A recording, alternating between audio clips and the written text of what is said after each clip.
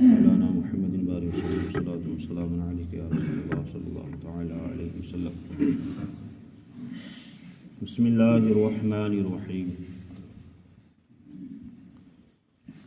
مما خطیئاتہم اغرقوا فادخلوا نارا فلم یجدوا لهم من دون اللہ انصارا۔ اور حضرت نوح علیہ السلام کی جو قوم تھی اس نے جب آپ کو نہیں مانا اور آپ پر وہ ایمان نہیں لائی، تاریخ میں یہ آتا ہے کہ آپ کی عمر جو ہوئی تھی وہ 950 سال ہوئی تھی۔ تو 950 سال کی عمر میں آپ نے جو تبلیغ فرمائی تھی اس میں کل 80 لوگ آپ پر ایمان لائے تھے۔ تو آپ یہ اندازہ لگا سکتے ہیں کہ کتنی آپ نے محنت کی ہوگی۔ تو اس کے بعد جب حالت یہ ہو گئی کہ اب لوگ ایمان نہیں لائیں گے اور لوگ دن بدن جو ہے وہ کفر میں مبتلا ہو رہے تھے، تو حضرت نوح علیہ السلام نے دعا فرمائی، مولا اب یقین ہو گیا ہے کہ اب اس کے علاوہ لوگ ایمان نہیں لائیں گے، اب تو ایسا کر کہ اس قوم پر ایک ایسا عذاب نازل فرما جس سے یہ نیست و نابود ہو جائے۔ تو اللہ تعالیٰ نے حضرت جبریل علیہ السلام کو بھیجا۔ حضرت جبریل آئے اور جنتی کچھ کھجوریں لے کر کے آئے، اور لینے کے بعد حضرت نوح علیہ السلام کو پیش کی۔ حضرت نوح علیہ السلام نے وہ کھجوریں کھائیں، اور کھجوروں کی جو گٹھلی تھی، کھجوروں کھانا جو سنت طریقہ ہے وہ یہ ہے کہ پہلے اس کو توڑ کر کے اس کی گٹھلی نکالی جائے اور اس کے بعد کھایا جائے، یہ سنت طریقہ ہے۔ اور بہت سے لوگ منہ میں ہی ڈال لیتے ہیں پھر گٹھلی نکالتے ہیں، تو یہ جو ہے خلاف سنت ہے۔ سنت طریقہ یہ ہے کہ کھجور کی گٹھلی پہلے نکال لی جائے، اس کے بعد کھا جائے۔ یہ میرا آقا صلی اللہ علیہ وسلم کا طریقہ کار تھا۔ اس کے بعد جب حضرت نوح علیہ السلام نے فرمایا کہ جو گٹھلی ہے میں اس کا کیا کروں، کیونکہ اس وقت کھجوریں تھی نہیں، اور اس سے یہ فائدہ کیا ہوا کہ نبیوں اور رسولوں کو اللہ تعالیٰ دنیا میں ہی جنتی جو ہے میوے دے دیتا ہے۔ انشاءاللہ اللہ تعالیٰ ہمیں تو جو ہے وہ قیامت میں جنت میں بعد میں دے گا، لیکن رسولوں کا مقام یہ ہوتا ہے کہ جنت کے جو میوے ہوتے ہیں، جنت کے جو کھانے ہوتے ہیں، جنت کے جو پھل ہوتے ہیں، اللہ تعالیٰ ان کو دنیا میں ہی دے دیتا ہے۔ تو حضرت جبریل علیہ السلام نے کہا، اے نوح ان گٹھلیوں کو تم بو دو، اور بونے کے بعد اس سے جب درخت اگیں، تو جب آپ نے بوئی تو جب وہ درخت اگے تو اس سے کہا کہ درخت جب پورے ہو جائیں، اس کا موٹا تنا ہو جائے تو اس کے تختے بنانا، اور تختے بنانے کے بعد پھر اس کی کشتی بنانا۔ تو آپ دیکھیں کہ 40 سال تک تاریخ بتاتی ہے کہ 40 سال تک وہ درخت بڑے ہوئے، اور بڑے ہونے کے بعد جب موٹے ہو گئے تو آپ نے ان کو کاٹا، اور کاٹنے کے بعد پھر آپ نے کشتی بنانا شروع کی۔ مطلب دعا کرنے کے بعد 40 سال کے بعد، ہم لوگ آج کہتے ہیں کہ آج ہم فوراً دعا کریں اور فوراً قبول ہو جائے، نہیں، ہمیں صبر کرنا چاہیے، ہمیں برداشت کرنا چاہیے۔ حضرت نوح علیہ السلام کی جو توبہ جو آپ نے جو ہے رب کی بارگاہ میں دعا کی تھی، تو اس دعا جو قبول ہوئی تھی 40 سال کے بعد، آپ نے جو ہے کشتی بنائی، تختے۔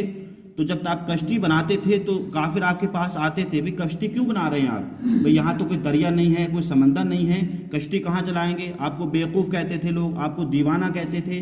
تو ایک خاتون تھی، بڑھیا خاتون، جو اس وقت آپ پر ایمان لائی تھی، تو وہ کئی مرتبہ آپ کے پاس آئی، کہا اللہ کے نبی آپ یہ کشتی کیوں بنا رہے ہیں؟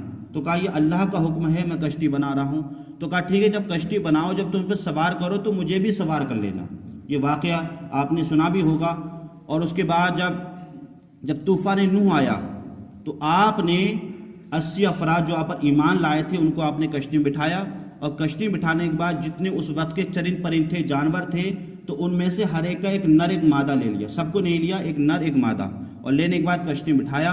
اور کشتی بٹھانے کے بعد جب طوفان آیا تو آپ اس بڑھیا کو بلانے سے بھول گئے تھے، یہ اللہ کی طرف سے تھا بلانا۔ اس کی مزید کیا تھی وضاحت آپ سنیں گے۔ اس کے بعد طوفان نوح آیا تو 40 دن تک لگاتار پوری دنیا میں طوفان ایسے آیا تھا کہ تاریخ بتاتی ہے کہ بڑے بڑے پہاڑوں سے اوپر پانی چلا گیا تھا۔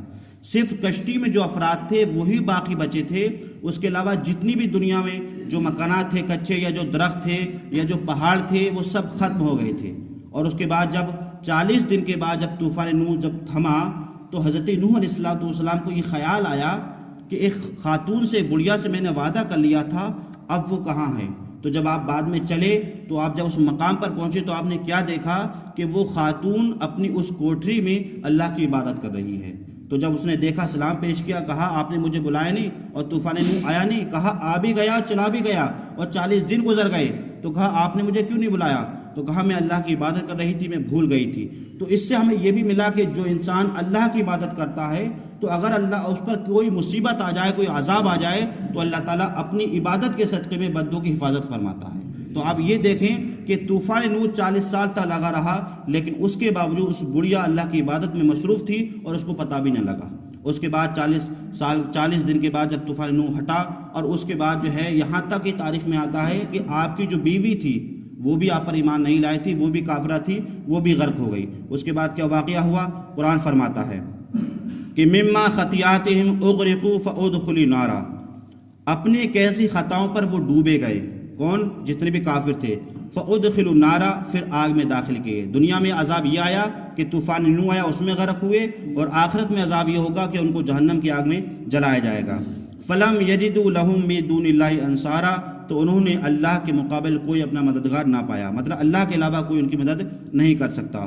وقال نوح ربی لا تذر علی الارض من الکافرین دیارا، اور نوح علیہ السلام نے عرض کی، میرے رب زمین پر کافروں میں سے کوئی بسنے والا نہ چھوڑنا، مطلب جتنے بھی کافر ہیں سب کو ہی تو ختم کر دینا۔ انک ان تذرہم یضلوا عبادک ولا یلدوا الا فاجرا کفارا، اور اگر انہیں رہنے دے گا، کسے؟ کافروں کو، تو تیرے بندوں کو وہ گمراہ کر دیں گے، کیونکہ وہ ایمان نہیں لائیں گے، اور ان کی اولادیں جو ہوں گی وہ بھی کیا ہوں گی؟ گمراہ ہوں گی، اور وہ بھی بڑا نشکر ہوں گی۔ اس لیے جو بھی کافر ہوں سب کو تو ختم کر دینا۔ تو ہوا یہی کہ جو لوگ ایمان والے تھے وہ کشتی میں سوار ہو گئے، اور باقی کیا ہو گئے؟ سب ختم ہو گئے۔ اس کے بعد حضرت نوح علیہ السلام دعا فرمائی، رب اغفر لی ولوالدی، اے رب مجھے بخش دے اور میرے ماں باپ کو بخش دے۔ ولمن دخل بیتی مومنا، اور جو ایمان کے ساتھ میرے گھر میں داخل ہوا، مطلب میری کشتی میں سوار ہوا، مومن ہو، وللمومنین والمومنات، چاہے مرد ہوں چاہے عورتیں ہوں، تمام کو بخش دے۔